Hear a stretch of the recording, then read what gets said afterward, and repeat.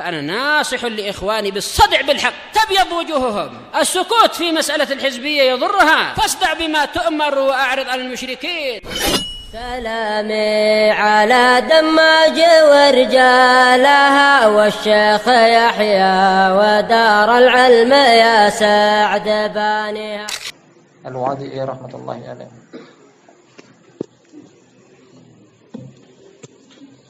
Alhamdulillah telah kita sampai 6,5 dari buku kajian ini ya, karena buku ini boleh bawakan dalam lebih dari 30 poin. Mereka 40. Sedangkan kita telah sampai pada poin yang ke-17 dan akan membaca poin yang ke-18 malam ini. Adapun berkaitan dengan poin yang kita ambil pada malam sebelumnya tentang secara urutan tertib yang indah dari sang penulis menerangkan tentang melemahnya kaum muslimin dengan sebab perpecahan umat. Berterangkan 2 firqah yang tenar di waktu itu, bahkan sampai hari ini. Yang paling besar memberikan sumbangsih kerusakan dalam dakwah, pertama adalah Ikhwanul Muslimun, yang kedua Jama'atut Tabligh. Alasan demi alasan tentang kesesatan Jama'atut Tabligh boleh terangkan pada malam sebelumnya. 10 alasan, apa diantaranya? Saya masuk kamar kita dari akhuna Abu Fikih.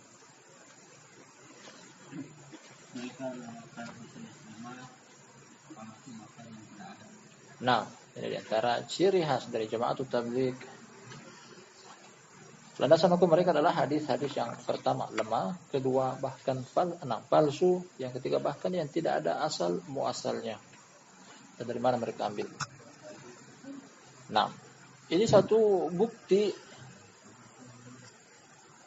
kita menyesatkan mereka. Karena barakallahu fikum jami'an bahwa landasan hukum agama Islam berporos pada 2 kitab dan as-sunnah. Dan khususnya yang sahih, sunnah sahihah. Kalau mereka mengamalkan hadis yang lemah, palsu, bahkan tidak ada asal muasalnya, berarti mereka cacat dalam satu sumber agama Islam. Cukuplah kita mengatakan mereka adalah sesat. Yang kedua, Muhammad bid'ah yang sangat banyak, hadis wala haraj, banyak. Bahkan boleh katakan dakwah mereka dibangun di atas kebid'ahan. Batasan-batasan waktu untuk keluar khuruj yang kata penulis ma anzalallahu biha min sultan. Iman yang ketiga,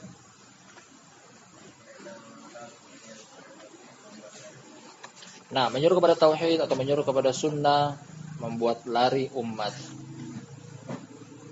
Terserah, ya mau lari silahkan lari. Karena mereka memiliki mabda, memiliki pemahaman bahwasanya dakwah itu akan berhasil apabila banyak pengikut.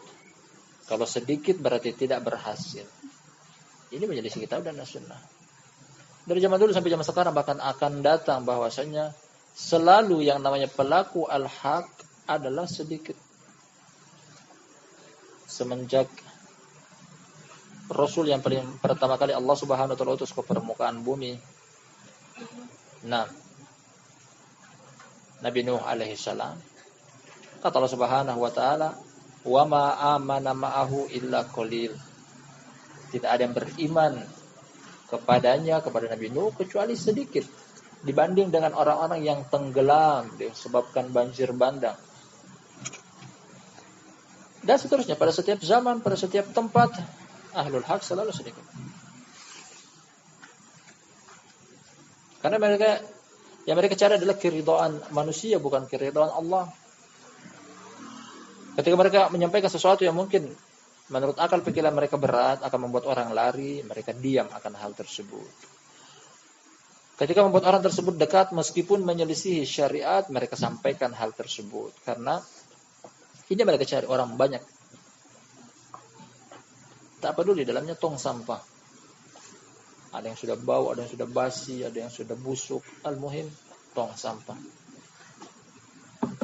Nah, Jama'atut Tabligh tong sampah. Yang berikutnya siapa lagi? Akhuna Ahmad.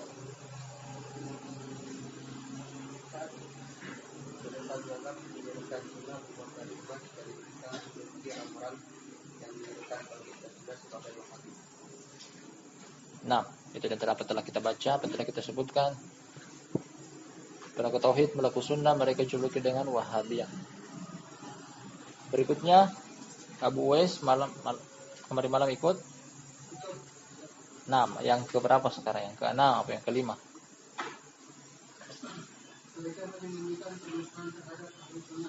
Nah, permusuhan. Bahkan bisa jadi hanya ini satu-satu musuh mereka, karena yang lainnya bukan musuh. Perhatikan barakallahu fikum, Jama'atut Tabligh dengan TV Roja berteman. Dai mereka sendiri mengatakan hal tersebut. Jangan musuhi. Mereka memiliki jasa, memiliki andil dalam mendakwakan agama Islam. Al-muhim Jama'atut Tabligh musuh mereka, musuh bebuyutannya adalah Ahlus Sunnah. Ahlus Sunnah banyak musuhnya. Berikutnya Abu Umar. Antum harus tahu ini. Antum punya keluarga ada yang harus didakwahi. Berkata mereka, satu bid'ah yang biasa mengumpulkan manusia lebih baik daripada satu sunnah yang membuat perpecahan. Nah, mereka lebih kedepankan bid'ah dengan alasan bisa menyatukan manusia dan meninggalkan sunnah yang ternyata bisa memecah belah manusia. Ini satu hal yang nampak jelas dari mereka, bahwasanya mereka membenci sunnah. Nah, mereka turun ke suatu tempat, mereka mengikuti tradisi ibadah tempat tinggal tersebut.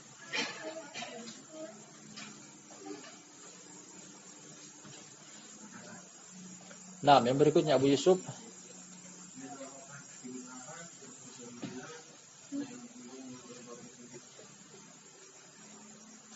Labas antum sebutkan di luar apa yang telah kita kaji, tapi itu diantaranya Wala dan Bara. Rashid.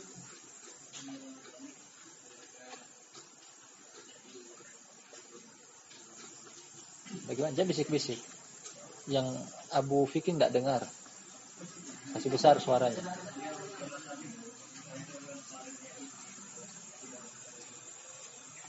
Itu dari perkataan datang celaan dari sebagian ulama, datang dari Syekh Ibnu Baz. Ajhalu al-firq tahta adimis sama Jama'atut Tabligh. Jama'atut Tabligh adalah kelompok yang paling jahil di bawah kolong langit. Nah, dan seterusnya dari apa yang telah kita baca, barakallahu fikum jami'an. Tentang Jama'atut Tabligh. Alhamdulillah. Ikhwah yang hadir di tempat ini sudah mengetahui, dari dulu mengetahui tentang kesesatan mereka, hanya saja mungkin perlu poin-poin hal-hal apa saja yang bisa kita jadikan sebagai bahan bantahan terhadap mereka, apa yang telah kita kaji. Walhamdulillah, mudah-mudahan cukup. Kita akan baca pada pertemuan kita malam ini poin berikutnya. Berkata sampai tadi, semoga Allah merahmati beliau.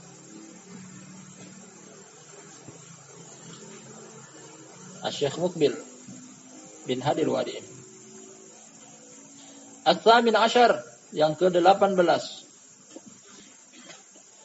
Nataqayyadu fi fahmina li kitabillahi wa sunnati rasulillahi sallallahu alaihi wasallama bi fahmi salafil ummah. Kita artikan dulu satu baris ini, wa ila terdapat 5 baris kalimat dalam poin ini.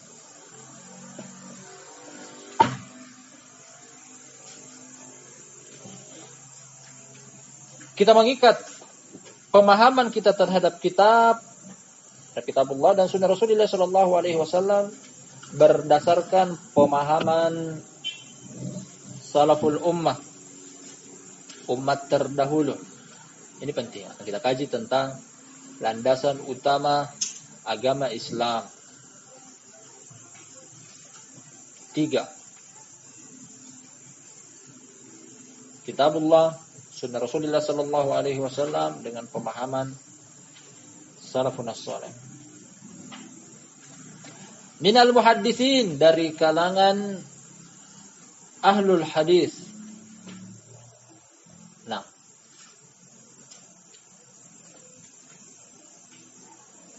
dari kalangan a'immah yang berkecimpung dalam dunia hadis. Ghairu muqallidina li afradihim, tanpa taklid buta kepada per individu mereka. Jangan hanya mengekor, tapi pakai dalil. Akan datang nanti keterangan bahwa yang kita adalah kitabullah sunnah Rasulullah sallallahu alaihi wasallam. Pemahaman salaf, kalau seandainya berselisih, kita kembalikan kepada dua pondasi utama di depan. Bal na'khudul haqqa mimman ja'a bihi, bahkan kami mengambil al-haq dari siapapun datangnya. Al-haq datang dari siapapun harus kita ambil. Bukan dilihat dari sosok yang berbicara, tapi lihat apa yang dia berbicara. Seandainya datang dari anak kecil, dia membawa al-haq, wajib bagi kita untuk mengambilnya. Nah, seandainya datang dari musuh, lisan dia mengucapkan al-haq, wajib bagi kita untuk mengambilnya. Ini yang pertama. Kita lanjut poin berikutnya. Atau dari poin yang sama tentang fakro yang lanjutan. Wa nahnu na'lamu anna hunaka may yadda'i as-salafiyyah was-salafiyyatu bari'atun minhu.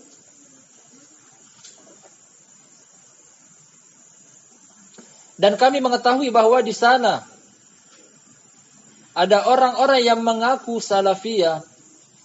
Mengaku, kata beliau di sini.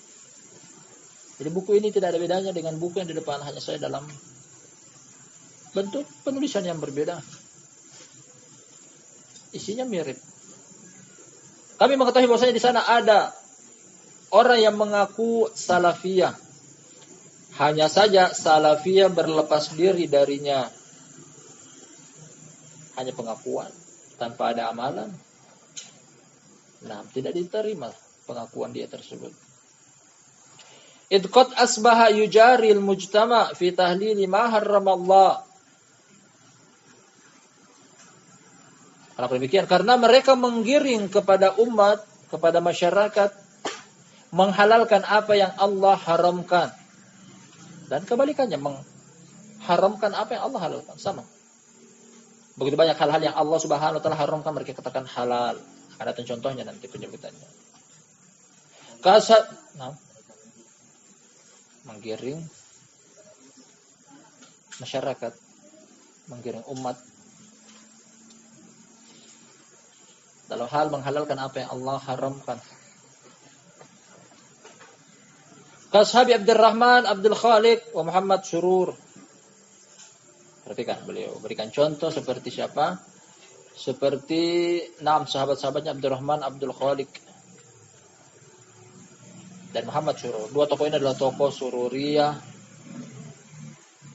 yang di negeri kita sekarang. Dulu dikenal dengan Sururiyah, sekarang yang lebih tenar dengan Ashab TV Roja, Yufid TV, Insan TV,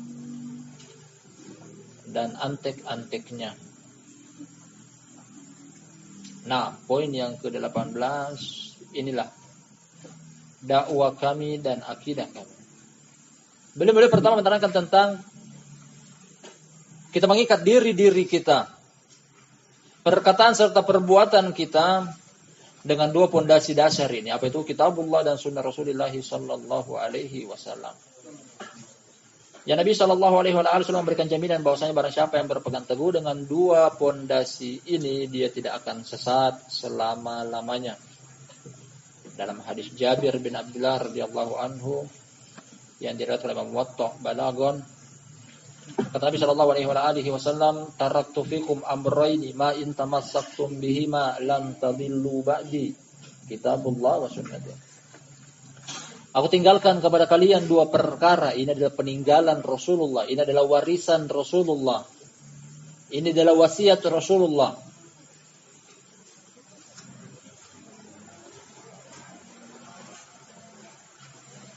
Ma in tamassaktum bihima, selama kalian berpegang teguh dengan keduanya, lan tadillu ba'di, kalian tidak akan sesat selama-lamanya. Jadi kunci keselamatan dari kesesatan adalah dua hal ini. Apa yang beliau wasiatkan? Kitabullah wa sunnati. Kitabullah yakni Al-Qur'an dan sunnahku yakni sunnah Rasulullah sallallahu alaihi wasallam.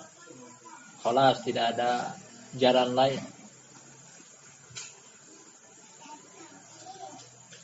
Tidak ada kata mundur ketika Alkitab dan As-Sunnah telah mengatakan, telah menerangkan. Cuma ini satu-satunya jalan. Ini pun perintah dari Allah Subhanahu wa taala kepada Nabi sallallahu alaihi wasallam serta kepada kita sebagai umatnya. Ittabi'u ma unzila ilaikum mir rabbikum wa la tattabi'u min dunihi awliya qalilan ma tadhakkarun. Ikutilah apa yang Rabb kalian turunkan kepada kalian dan janganlah mengikuti selain itu. Sangat sedikit antara kalian yang mau mengambil pelajaran. Allah perintahkan untuk mengikuti, bukan melakukan sesuatu yang baru.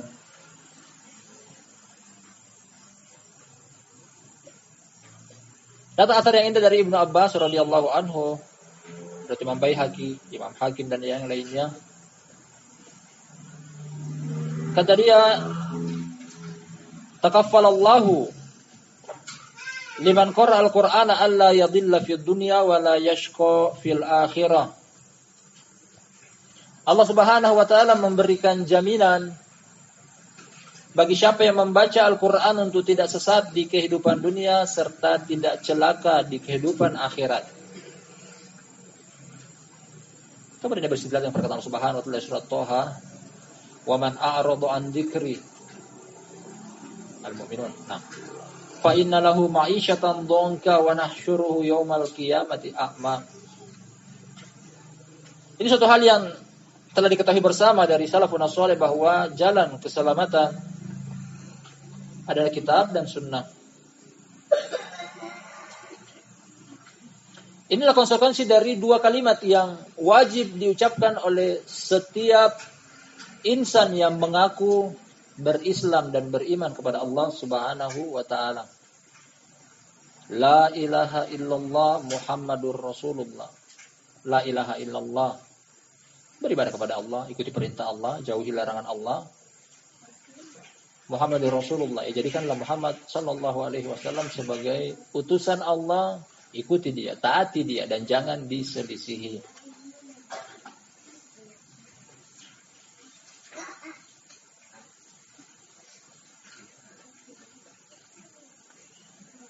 Maka Nabi sallallahu alaihi wasallam menjadikan hal ini sebagai barakallahu fikum kunci keselamatan dari sekian banyak perpecahan yang terjadi di kaum muslimin. Kata beliau dalam konteks memberikan nasihat, fa innahu may yashma minkum fa sayara ikhtilafan katsira fa alaikum bisunnati. Kata beliau, sungguh pada siapa di antara kalian yang hidup dengan waktu yang lama atau hidup di akhir zaman, niscaya dia akan mendapati perselisihan yang banyak, dan ini terjadi wallah sebagaimana yang beliau beritakan 14 abad yang silam. Membuat kaum muslimin terkadang bingung mana yang betul, mana yang hak. Masing-masing mengklaim dirinya yang benar, yang lainnya salah. Nah, kemudian memberikan solusi bagaimana caranya untuk mengenal al-haq dari batil, sunnah dari bid'ah. Fa'alaikum bisunnati. Maka wajib bagi kalian untuk berpegang teguh dengan sunnahku. Inilah kitab dan as-sunnah, tidak ada yang lain. Nah, belum pernah kita dengar bahwasanya fatwa adalah landasan hukum. Belum pernah kita dengar adalah perkataan manusia adalah landasan hukum. Para sahabat saja yang Allah Subhanahu wa taala perintahkan untuk mengikuti mereka, namun ketika menyelisih Alkitab, menyelisih As-Sunnah, yang kita dahulukan, yang kita kedepankan, yang kita prioritas utamakan adalah Kitabullah dan Sunnah Rasulullah Sallallahu Alaihi Wasallam.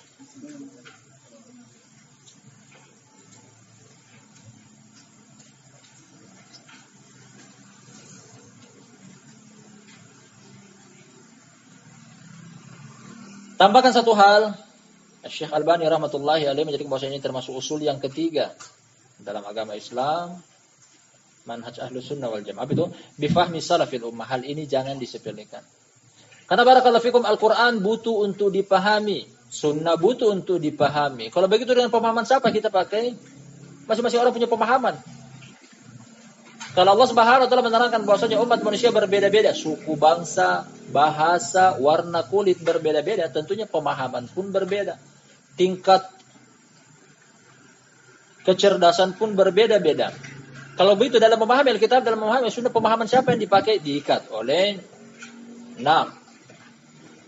usul yang ketiga, bifahmi salafil ummah. Mengikuti mereka. Mengikuti salaf. Mengikuti salaf. Ini yang tidak ada pada firqah-firqah yang lainnya. Kalau usul pertama dan usul kedua mungkin ada. Ketika tanya jamaah tabligh, apa landasan kalian? Kitab, sunnah. Ketika tanya kepada ikhwanul muslimin, apa landasan hukum kalian? Kitab dan sunnah. Ketika tanya kepada firqah-firqah yang lain, apa landasan hukum kalian? Kitab dan as-sunnah. Tapi mereka tidak datangkan yang ketiga ini. Apa itu? Bifahmi salafil ummah. Karena mereka memahami kitab, mereka memahami as-sunnah dengan pemahaman, bisa jadi pencetus pertama kali mereka, pendiri mereka, bukan dengan pemahaman salafus saleh. Makanya tidak ada titik temu antara satu kelompok dan kelompok yang lain. Ada satu kelompok dan kelompok yang memiliki standarisasi dalam memahami kitab dan as-sunnah berbeda-beda. Tidak ada titik temu.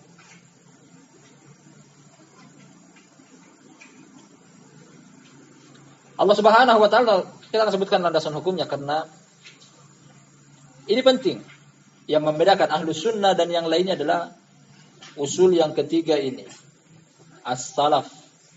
Maka mereka dikatakan sunni salafi, sunni yang mengikuti sunnah Nabi sallallahu alaihi wasallam, salaf meniti jejak para salaf ridwanullahi alaihim ajma'in. Allah Subhanahu wa taala melarang bagi umat manusia untuk menyelisihi mereka. Dalam surat Ali Imran dalam surat An-Nisa kata Allah Subhanahu wa taala, "Wa may yushaqiqir rasula min ba'di ma tabayyana lahul huda wa yattabi' ghayra sabilil mu'minin." Wa yattabi' ghayra sabilil mu'minin. Nuwallihi ma tawalla wa nuslihi jahannam wa sa'at masira.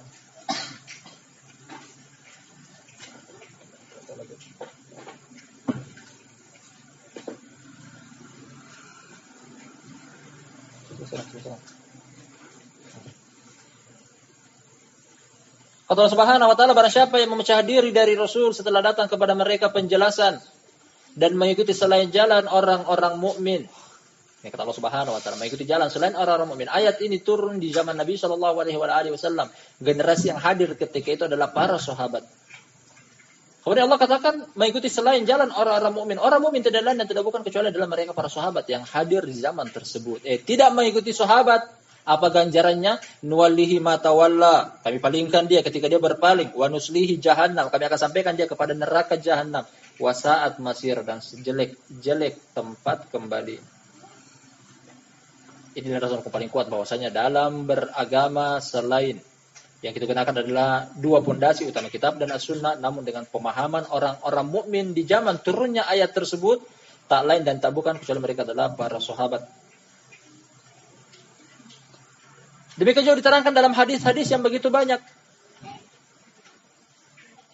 Kita dianjurkan untuk mengikuti mereka dalam tatbiq, dalam praktek kitab dan as-sunnah. Ketika Nabi sallallahu alaihi wasallam menerangkan tentang perpecahan umat dari hadis Muawiyah bin Sufyan dan beberapa hadis yang lainnya, kata beliau, "Wasataftariqu ummati ala 73 firqah kulluhum finnar illa wahidah." Dan akan terpecah belah menjadi 73 golongan umatku. Seluruhnya di neraka kecuali satu. Umat ini terpecah sesuai dengan fakta dan kenyataan yang kita dapati di lapangan. Berpecah belah. Masing-masing mengklaim dia yang benar, yang lain salah. Hanya saja Nabi sallallahu alaihi wasallam telah menerangkan bahwasanya hanya satu yang selamat dari perpecahan di dunia, selamat dari api neraka di kehidupan akhirat. Setiap orang mendengar hadis ini penasaran siapa mereka. Mudah-mudahan kita pun termasuk di antara mereka. Apa amalan mereka, apa ciri khas mereka. Dan dijawab oleh Nabi SAW ketika ditanya, ya Rasulullah manhum, wahai Rasulullah siapa mereka? Ma ana alaihi wa ashabi. Apa yang aku serta sahabatku berada di atasnya. Ini penting. Poin yang kedua disebutkan dalam hadis tersebut, ma ana alaihi, apa yang aku wa ashabi dan sahabatku berada di atasnya. Kenapa demikian? Karena Al-Quran turun di zaman Nabi SAW disaksikan dan dilihat langsung oleh para sahabat. Sunnah Nabi SAW beliau praktekkan. Beliau contohkan kepada siapa? Para sahabat yang juga melihat tentang praktek sunnah diamalkan langsung oleh beliau. Orang-orang yang digembleng oleh Nabi SAW ketika itu adalah orang yang paling paham tentang kitabullah. Kapan turunnya, kepada siapa turunnya, dengan tujuan apa turunnya, apa dibalik hikmah diturunkannya Al-Quran tersebut. Mereka adalah para sahabat. Jadi mengambil pemahaman tentang kitab, mengambil pemahaman tentang sunnah dari sahabat ridwanullahi alaihim ajma'in, bukan pemahaman setiap orang. Ini yang tidak ada. Ini yang hilang. Makanya ketika kita menengok dari pengakuan sebagian mereka yang sekarang mengaku ahlu sunnah, lafaz ini mereka hilangkan. 10-15 tahun terakhir ini ketika kita mendengar dari sebagian mereka mengaku apa madhab engkau, mereka hanya mengatakan ahlu sunnah. Enggan lagi untuk mengucapkan salafiyah karena mereka tidak mencontoh salaf. Mereka enggan untuk mengucapkan salafiyah, hanya ahlus sunnah. Itu penting dua ini. Syekh Yahya Hafidhullah Ta'ala dalam kitab beliau Mabadiul Mufidah menerangkan tentang satu poin penting ini, idza qila laka ma aqidatu, apabila ditanyakan kepada engkau apa akidah engkau, dua hal ini beliau kedepankan. Faqul ana sunni salafi, maka katakanlah aku adalah sunni, mengikuti sunnah Rasulullah sallallahu alaihi wasallam, ana salafi, dengan pemahaman para salaf. Hal ini jangan hilangkan. Kalau hilang, wallah, pemahaman siapa yang kita pakai?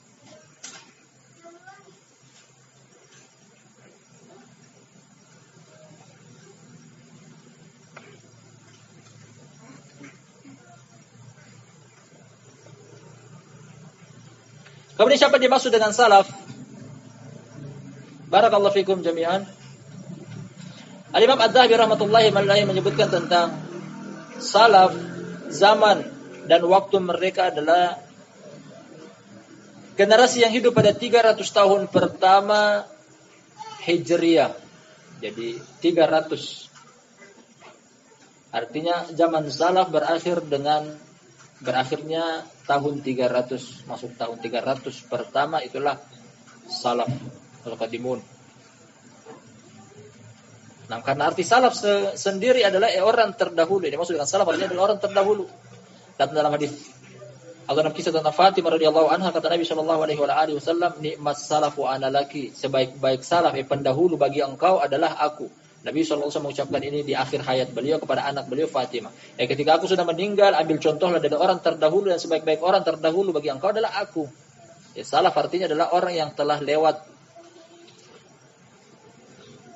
Dan dalam sesi tentang zaman dan waktu yang dimaksud dengan salaf adalah 300 pertama yang datang. Pujian dari Nabi SAW ketika beliau ditanya oleh sebagian sahabat dari hadis Imran bin Husain radhiyallahu anhu, ya Rasulullah man khairun nas, wahai Rasulullah siapa sebaik-baik manusia?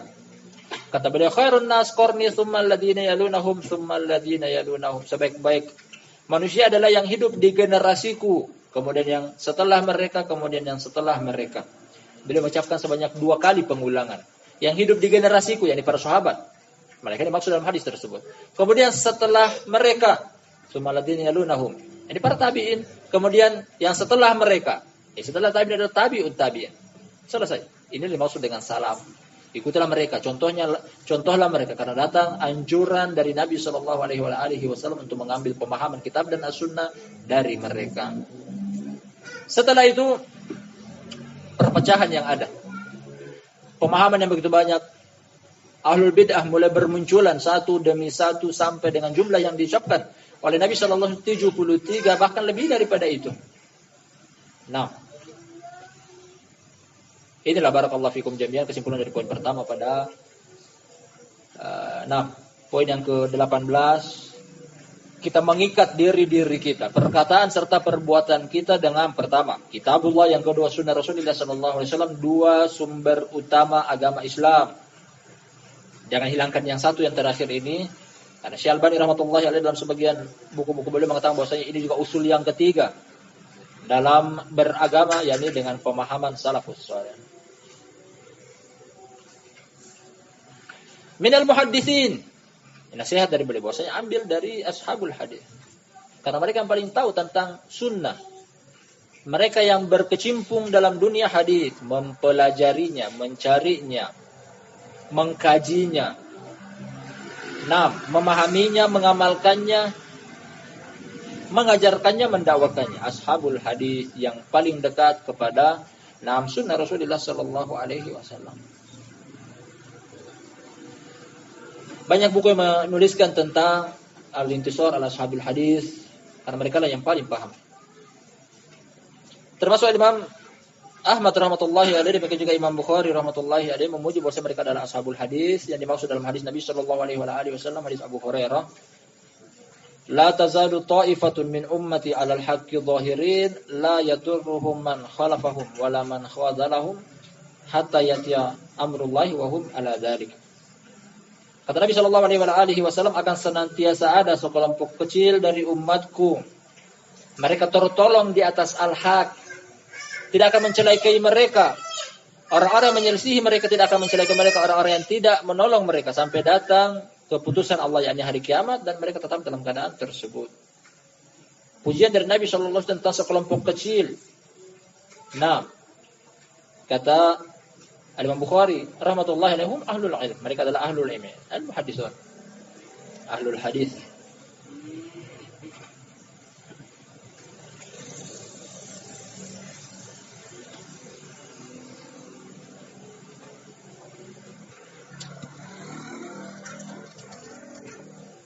Kata beliau berikutnya, gar muqallidin li afradihim, tanpa mentaklid salah seorang di antara mereka. Karena bisa jadi dalam pemahaman salaf pun berbeda-beda.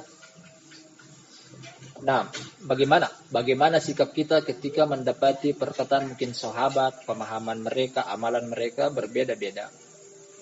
Simak baik-baik apa yang Nabi SAW anjurkan kepada kita, dan dalam hadis tersebut terdapat kunci jawaban. Hadis Irbad bin Sari radhiyallahu anhu ketika beliau menerangkan tentang perpecahan umat. Fa innahu may yash minkum fasara ikhtilafan katsira fa alaikum bi sunnati wa sunnatil khulafa'ir rasyidin. Demikian bunyi hadisnya. Kata beliau, apabila kalian hidup dengan waktu yang lama atau hidup di akhir zaman, kalian akan mendapati perpecahan yang banyak. Perselisihan pendapat, pertikaian mungkin dalam pemahaman akan kitab dan as-sunnah. Ini problem yang mungkin muncul dalam beragama, dan ini sering kita dapati. Apa solusinya? Kata Nabi SAW, fa'alaikum bisunnati, maka wajib bagi kalian untuk berpegang teguh dengan sunnahku. Yang berikutnya adalah wa sunnatil khulafa'ir rasyidin al-mahdiyyin, dan juga berpegang teguh dengan sunnah khalifah yang 4. Selain berpegang teguh dengan sunnah beliau pun anjurkan untuk berpegang teguh dengan sunnah sahabat. Pada barisan terdapat adalah 4 sahabat yang dijuluki dengan khulafa al-arba'ah, khalifah 4. Abu Bakar Siddiq radhiyallahu anhu, Umar bin Khattab radhiyallahu anhu, Utsman bin Affan radhiyallahu anhu, serta Ali bin Abi Thalib radhiyallahu anhu. Namun bisa jadi kita dapat dalam sebagian sahabat yang tadi dianjurkan untuk kembali kepada mereka, atau secara umum dalam salaful ummah, 3 generasi emas pertama dalam umat ini mungkin berbeda pendapat dalam memahami kitab, berbeda pendapat dalam memahami sunnah. Ini pun butuh untuk dicarikan solusinya. Dapat dalam hadis tersebut, karena kata Nabi SAW, addu alaiha bin nawajid, gigitlah dia dengan gigi gerahang. Yang dianjurkan oleh Nabi SAW adalah untuk kembali kepada, gigitlah dia kembali kepada sunnah Rasul SAW, karena datang dengan lafaz tunggal. Kalau seandainya dua-duanya harus kembali padanya ketika terjadi perselisihan, niscaya Nabi SAW akan mengucapkan addu alaihima bin nawajid. Namun beliau anjurkan hanya untuk digigit yang satu ini. Apa itu? Sunnah Nabi SAW. Seandainya terjadi perselisihan antara sahabat Abu Bakar dengan Umar, terjadi antara Utsman dan Ali, kembalikan kepada sunnah beliau. Makanya beliau anjurkan di sini untuk tidak taklid kepada salah seorang di antara mereka. Karena kalau seandainya terjadi perselisihan, pasti ada benar, ada salahnya. Makanya jangan taklid, ikuti dalil. Ikuti dalil. Karena taklid sendiri maknanya adalah ittiba'u man laisa bihujjah bi ghairi hujjah. Atau sebagai mereka mengungkapkan ittiba'u man laisa bidalil bi ghairi dalil. Taklid fanatik buta. Nah, hanya mengekor. Artinya adalah mengikuti yang bukan hujjah tanpa hujjah. Atau mengikuti yang bukan dalil tanpa dalil. Dalil adalah kitabullah dan sunnah. Pada kita kaji bahwasanya perkataan sahabat bisa dijadikan sunnah dengan 3 syarat. Yang paling pertama adalah ketika tidak menyelisihi kitabullah. Yang kedua adalah ketika tidak menyelisihi sunnah Rasulullah sallallahu alaihi wasallam. Yang ketiga adalah ketika tidak diselisihi oleh sahabat yang lain. Kalau terpenuhi 3 syarat ini baru boleh dikatakan perkataan sahabat adalah hujjah. Mengikuti Al-Quran, mengikuti sunnah, tidak diselisihi oleh sahabat-sahabat yang lainnya. Kalau ternyata ada penyelisihan, berarti bukan hujjah perkataan mereka. Kembalikan kepada kitab dan sunnah. Seperti ijma' para sahabat, bahwasanya mereka sepakat. Yang paling mulia di antara kalangan para sahabat adalah pertama, Abu Bakar As-Siddiq secara berurutan tertib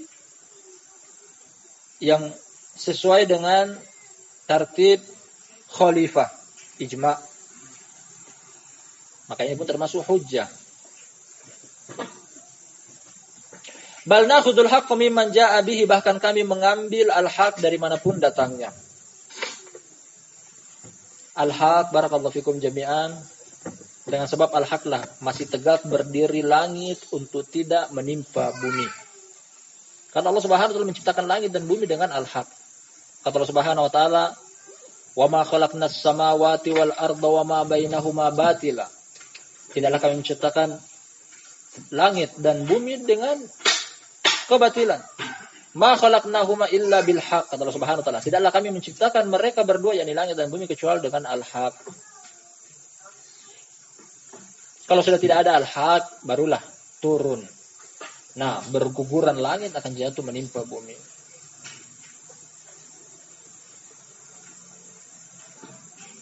Al-haq datang dari siapapun, hendaknya kita terima.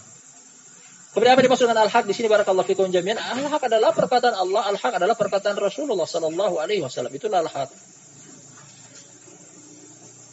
Karena kata Allah Subhanahu wa taala, "Wallahu yaqulul haqqa wa huwa yahdis sabil." Allah mengatakan al-haq dan dialah yang menunjukkan ke jalan yang lurus.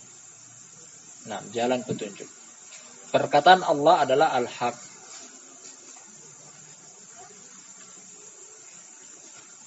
Kata Allah Subhanahu wa taala, "Hatta idza fuzzi'a an qulubihim qalu madza qala rabbukum qalul haqq."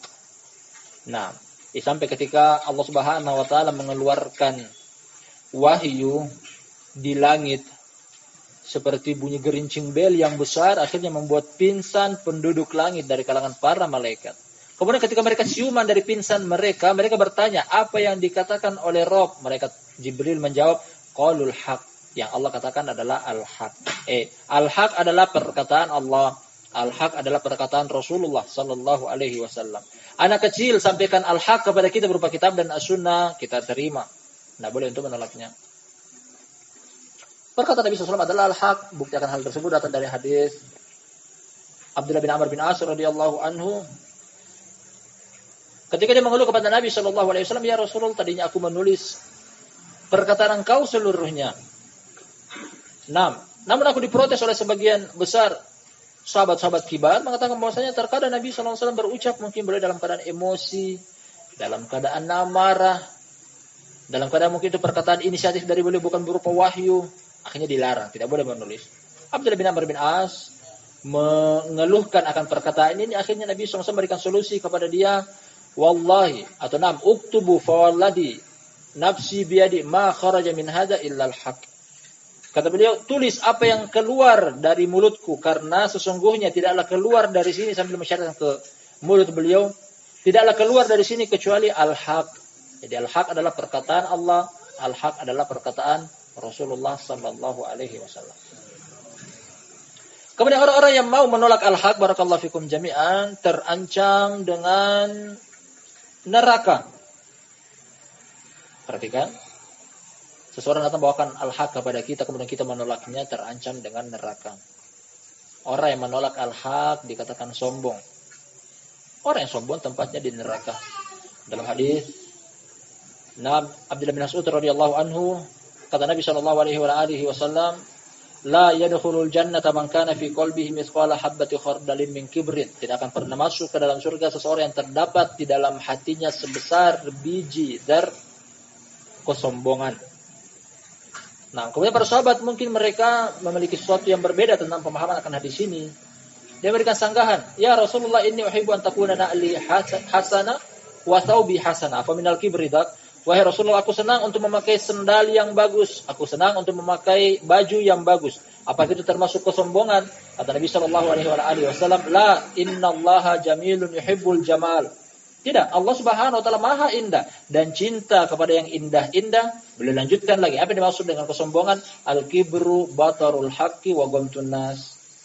Kesombongan adalah menolak al-haq dan meremehkan orang lain. Dikatakan sombong oleh Nabi sallallahu alaihi wasallam ketika tidak mau menerima al-haq. Nah, saudaranya menyampaikan al-haq, dia tidak menerima, hati-hati. Ancamannya adalah neraka. Anak kecil menyampaikan kepada kita al-haq, kemudian kita tidak menerimanya, hati-hati, terancam dengan neraka. Orang yang lebih muda daripada kita menyampaikan al-haq, yang telah kita terangkan depan, al-haq adalah kitabullah, al-haq adalah sunnah Rasulullah sallallahu alaihi wasallam. Tidak mau menerima, hati-hati karena terancam dengan neraka. Barakallahu fikum jami'an. Masih tersisa beberapa baris yang lainnya, insyaallah kita akan ambil pada pertemuan berikutnya berkaitan dengan sebagian mereka mengaku bahwasanya mereka di atas kesalafian, namun salafiyah berlepas diri mereka. Jadi kita akan ambil pada lain kesempatan. Terima kasih banyak atas kehadirannya. Lebih dan kurangnya mohon dimaafkan. Al-ilmu indallah. Kita tutup dengan doa kafaratul majlis. Subhanakallahumma wa bihamdika asyhadu an la ilaha illa anta astaghfiruka wa atubu ilaik. Nah, man kana fi qalbihi